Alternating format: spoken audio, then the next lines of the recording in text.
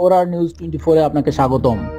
10 truck অস্ত্র চোরাচালান মামলায় হাইকোর্টের রায়ে সাবেক স্বরাষ্ট্র প্রতিমন্ত্রী লুৎফুজ্জামান বাবর সহ আরো 5 জন আসামিকে বেকসুর খালাস দেওয়া হয়েছে। এই রায়ের ফলে বাবরের মুক্তির পথে আর কোনো বাধা রইল না। এছাড়া গত 18 ডিসেম্বর চট্টগ্রামের 10 ট্রাক অস্ত্র চোরাচালান মামলায় হাইকোর্টে 6 আসামিকে খালাস দেওয়া হয়েছিল। অন্যদিকে মৃত্যুদণ্ডে দণ্ডিত 6 আসামির সাজা কমিয়ে 10 বছর করে কারাদণ্ড দেওয়া হয়েছে।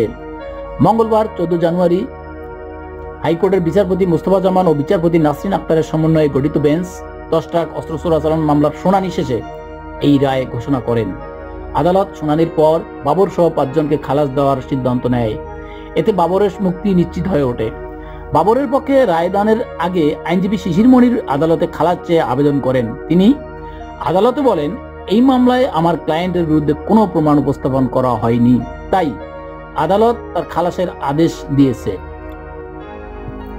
রাষ্ট্রপক্ষে শুনানি করেন deputy attorney general Sultana Akter Ruby ও সহকারী অ্যাটর্নি জেনারেল আসিফ ইমরান জিসান।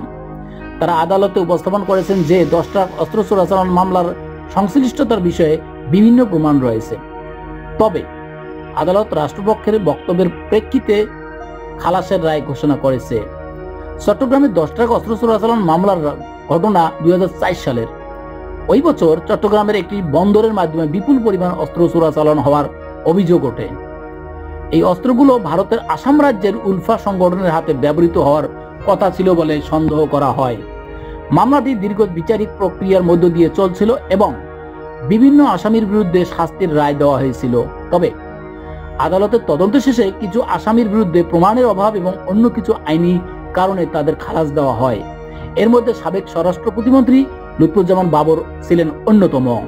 এই মামলায় কয়েকজন আসামির বিরুদ্ধে মৃত্যুদণ্ডের সাজা দেওয়া হয়েছিল। তবে হাইকোর্টে আপিল শুনানির পর আদালত তাদের সাজা কমিয়ে 10 বছরের কারাদণ্ড প্রদান করেছে। এর মধ্যে একজন ছিলেন ভারতের উলফা সংগঠনের সামরিক কমান্ডার পরেশ বড়ুয়া। তাকে মৃত্যুদণ্ডের পরিবর্তে যাবজ্জীবন কারাদণ্ড দেওয়া হয়েছে। 2014 সালে চট্টগ্রামের 10 ট্রাক অস্ত্র চোরাচালান মামলায় আসামিদের বিরুদ্ধে রায় ঘোষণার পর বাবরের বিরুদ্ধে সাজা ঘোষণা করা হয়। এরপর থেকে বাবরের বিরুদ্ধে বিভিন্ন মামলার শুনানি চলছিল। প্রথমে মামলায় তার শাস্তি ছিল, কিন্তু পরে বেশ কিছু আইনি জটিলতার কারণে সে মামলায় খালাস পেল। বর্তমানে বাবর এবং অন্যান্য খালাস পাওয়া আসামিরা মুক্তির পথে রয়েছেন। এ বিষয়ে আইনজীবী শিশির মনির জানান, আমরা বিচারককে ধন্যবাদ জানাই এবং আশা করি আইনি প্রক্রিয়া সঠিক পথে চলবে। বাবরের আইনজীবীরা জানান, তিনি একাধিক মামলা থেকে খালাস পেয়েছেন, ফলে তার মুক্তি পেতে আর কোনো বাধা রইল না। তবে সরকার ও রাষ্ট্রপক্ষের আইনজীবীরা রায়ের বিরুদ্ধে আপিল করতে পারেন। তবে এখনকার পরিস্থিতিতে বাবরের মুক্তি নিশ্চিত বলে মনে হচ্ছে।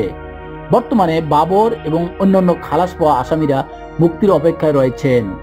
তাদের মুক্তি পরবর্তী কি পদক্ষেপ নেওয়া হবে তা দেখার অপেক্ষায়। তবে দেশের রাজনৈতিক ও আইনগত প্রেক্ষিতে এই মামলার পরিণতি গুরুত্বপূর্ণ হতে পারে। এটি শুধু একটি বিচারিক প্রক্রিয়ার বিষয় নয়, বরং এটি বাংলাদেশের আইন ও বিচার ব্যবস্থার প্রেক্ষিতেও গুরুত্বপূর্ণ একটি ঘটনা। সংবাদটি শোনার জন্য ধন্যবাদ।